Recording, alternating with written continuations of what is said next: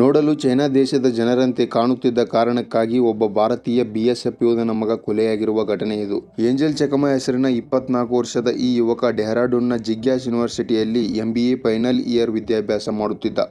ಇವನ ತಂದೆ Tarun Chakma BSF constable ಹುದ್ದೆಯಲ್ಲಿದ್ದಾರೆ. December 9, 2025ರಂದು ಡೆಹ್ರಾಡೂನ್ನ ಸೆಲಾಕೋ ಎಂಬಲ್ಲಿ ಏಂಜಲ್ ಅವನ ತಮ್ಮ ಮೈಕಲ್ನ ಜೊತೆ ಸಂತೆಗೆ ಹೋಗಿದ್ದ.